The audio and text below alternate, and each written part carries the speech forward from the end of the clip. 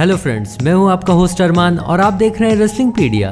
तो दोस्तों, जैसा इस हफ्ते का रॉ देखकर हम सबको पता लग गया है कि शील्ड फिर से रियूनाइट हो गई है और उनका पहला मैच भी फिक्स हो गया है फास्टलेन पे-पर-व्यू में। इस वीडियो में मैं आपको 3 चीज बताऊंगा। पहला तो ये कि शील्ड का फास्टलेन में जो मैच हो रहा है उसमें वो जीतेंगे या नहीं, दूसरा कि शील्ड कब तक बनी रहेगी, और तीसरा कि फास्टलेन कब और कितने बजे देगा। वीडियो काफी इंटरेस्टिंग होगी, इसलिए इसे अंत तक जरूर देखिएगा। तो चलिए बिना टाइम वेस्ट किए शुरू करते हैं। लेकिन वीडियो शुरू करने से पहले अगर आप नए हो तो सब्सक्राइब कर लीजिए मेरे रेसलिंगपीडिया चैनल को और बेल आइकन को दबा के मेरी किसी भी वीडियो को मिस मत करिए। इस हफ्ते मंडे नाइट रॉ में रोमन रेक्स ने शील्ड को फिर से रियूनाइट कर दिया। हाँ, शुरू में डीन एम्ब्रोज मना कर रहे थे, लेकिन जब रोमन रेक्स और सेथ रॉलिंग्स पर ड्रू मैकइंटायर, बॉबी लैशली और बैरन कॉर्बिन ने मिलकर अटैक कर दिया, तब डीन एम्ब्रोज उनकी मदद करने आ गए और शील्ड फाइनली रियूनाइट हो गई।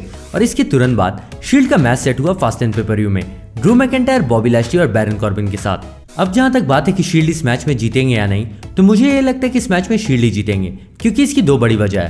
पहला रीजन ये है कि रोमन रेक्स की रिटर्न आने के बाद ये उनका पहला मैच है, तो कोई चांस ही नहीं बनता उनके हारने का। और दूसरी वजह यह है कि रोमन रेक्स ने रॉ में कहा था कि वो शील्ड को आखिरी बार रियूनाइट कर रहे हैं, इसलिए मुझे नहीं लगता कि शील्ड को अभी कोई हरा पाएगा। चलिए अब बात करते हैं कि शील्ड कब तक बनी रहेगी। अगर आपने इस हफ्ते का रॉ अच्छे से देखा तो आपने रोमन रेक्स को ये कहते हुए सुना होगा कि कल का पता नहीं कि डीन एम्ब्रोज साथ में रहेंगे या नहीं।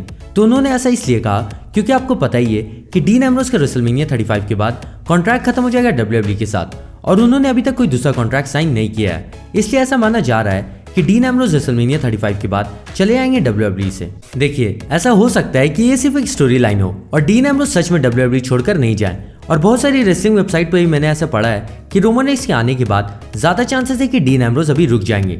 डीन एम्ब्रोज की WWE छोड़ने की सबसे बड़ी वजह यह है कि उन्हें अच्छी स्टोरी लाइन नहीं मिल रही थी, लेकिन अब अगर उन्हें अच्छी स्टोरी लाइन मिलेगी तो वो रुक सकते हैं और इस तरह से शील्ड भी बनी रहेगी।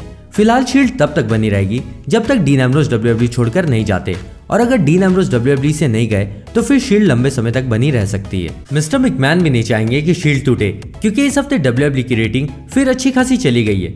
रोमन रेक्स की रिटर्न आने से पहले WWE की रेटिंग थी 1.6 मिलियन और पिछले हफ्ते रोमन रेक्स के आने के बाद WWE की रेटिंग 2.92 मिलियन हो गई, और इस हफ्ते भी WWE की रेटिंग रही 2.78 मिलियन।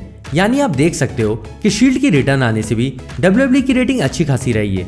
इसलिए मिस्टर मैकमैन पूरी कोशिश कर रहे हैं डीन एम्ब्रोज को रोकने की, ताकि शील्ड बने रहे।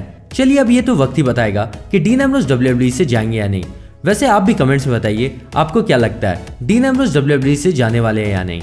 अब मैं आपको फास्टलेन पे-पर-व्यू की टाइमिंग बता देता हूँ। फास्टलेन पे-पर-व्यू इंडिया में 11 मार्च सुबह 4:30 बजे से शुरू होगा। और दोस्तों, वीडियो खत्म करने से पहले मैं आपको बता दूं कि इस हफ्ते मैं सेथ रॉलिंग्स की फुल लाइफ स्टोरी बना दूंगा, इसलिए आप उसे मिस मत करिएगा। और आपको ये वीडियो पसंद आई हो तो इसे लाइक करिए, अपने दोस्तों के साथ भी शेयर करिए, और अगर आपने अब तक सब्सक्राइब नहीं किया तो जल्दी से सब्सक्राइब कर लीजिए ताकि इतनी ऑसम वीडियोस आपसे मिस ना हो।